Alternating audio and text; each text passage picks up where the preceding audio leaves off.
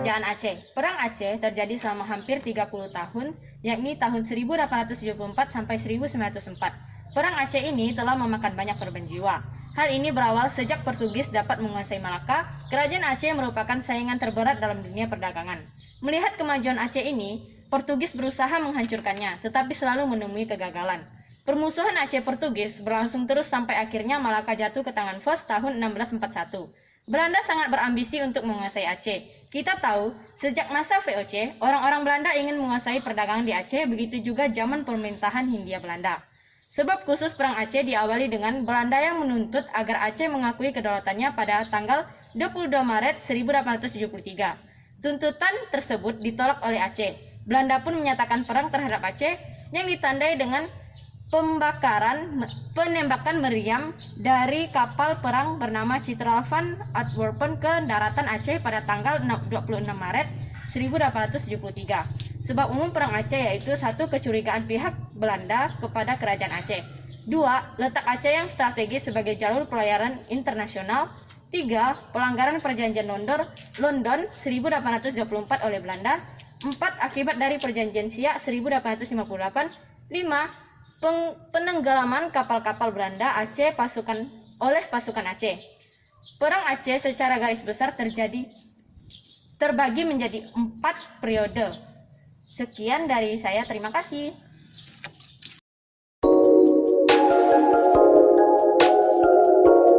Perlawanan rakyat Ternate. Ternate yang semula bersekutu dengan Portugis akhirnya bermusuhan. Sikap Portugis yang sewenang-wenangnya memaksakan memonopoli rempah-rempah dan menyebarkan agama Kristen dengan paksaan menjadi penyebabnya. Pada tahun 1533, rakyat Ternate di bawah pimpinan Dejalo berhasil membakar benteng Portugis. Awalnya rakyat Ternate meraih kemenangan, namun kemudian berbalik terdesak setelah Portugis mendatangkan pasukan dari Malaka. Pasukan Portugis yang dipimpin Antonio Galvão berhasil memaksa rakyat Ternate berdamai dan tetap memonopoli perdagangannya. Tahun 1533, Sultan Tarbaji diturunkan dari tahtanya karena dianggap menentang Portugis dan dikirim ke Goa, India. Ia dipaksa masuk Kristen dan menyerahkan sebagian wilayah kekuasaannya. Ketika akan ditahtanya kembali di Ternate, Sultan Tarbaji wafat di Malaka. Pertempuran kembali melawan Portugis muncul.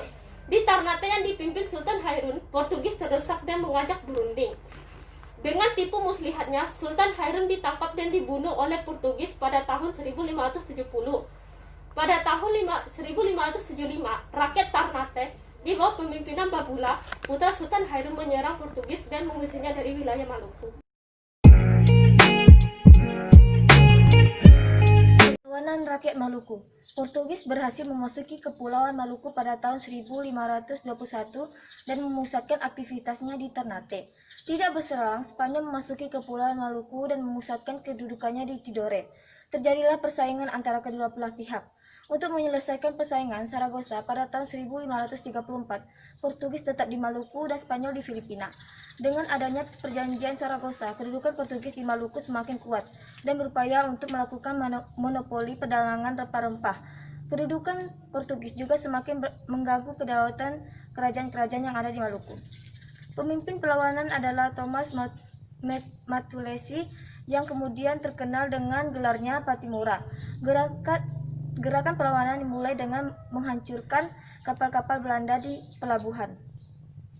Pada bulan November, beberapa pembantu Patimura tertangkap seperti Kapitan Paulus Tihahu, ayah Christina Marta Tihahu yang kemudian dijatuhkan hukuman mati pada tanggal 16 Desember 1817. Patimura dihukum gantung di alun-alun kota Ambon. Christina Marta Tihahu yang berusaha melanjutkan perang gerilnya akhirnya juga tertangkap. Ia tidak dihukum mati, tetapi bersama 38 lainnya dibuang ke Jawa sebagai pekerja rodi di dalam kapal. Christina Marta Tihahu mogok tidak mau makan dan tidak mau buka mulut. Ia jatuh sakit dan akhirnya meninggal pada tanggal 2 Januari 1818. Jenazahnya dibuang ke laut antara Pulau Buru dan Pulau Tiga.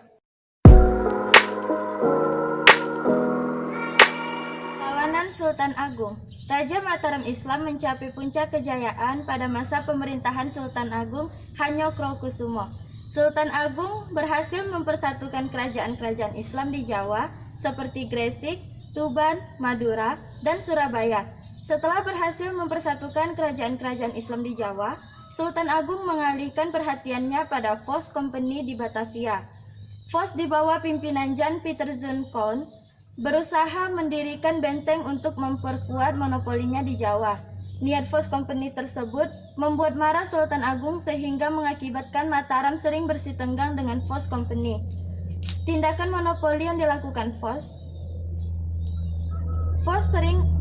sering menghalang-halangi kapal-kapal dagang Mataram yang akan berdagang di Malaka. Vos menolak untuk mengakui kedaulatan Mataram dan keberadaan Vos di Batavia telah memberikan ancaman serius bagi masa depan Pulau Jawa. Penyerangan pasukan Mataram ke Batavia. Pasukan Mataram dipimpin oleh Temenggung Baurekso dan Dipati Ukur. Kemudian tahun 1629, Mataram kembali menyerang Vos di Batavia di bawah pimpinan Suro Agul-Agul, Kiai Adipati Mandureja, dan Dipati Upasanta. Kedua usaha yang dilakukan oleh Sultan Agung tersebut mengalami kegagalan. Faktor yang mengakibatkan kegagalan Sultan Agung dalam susah menguasai Batavia yaitu munculnya pengkhianatan dari dalam pasukan. Mataram kekurangan bahan makanan akibat dibakar Vos. Jarak Mataram dengan Batavia yang terlalu jauh, berjangkitnya penyakit pes. Vos menggunakan taktik perang parit yang sukar ditembus oleh pasukan Mataram. Persenjataan yang kalah modern. Meskipun tidak berhasil mengusir Vos dari Batavia, Sultan Agung sudah menunjukkan semangat anti penjajahan asing, khususnya Kompeni Belanda.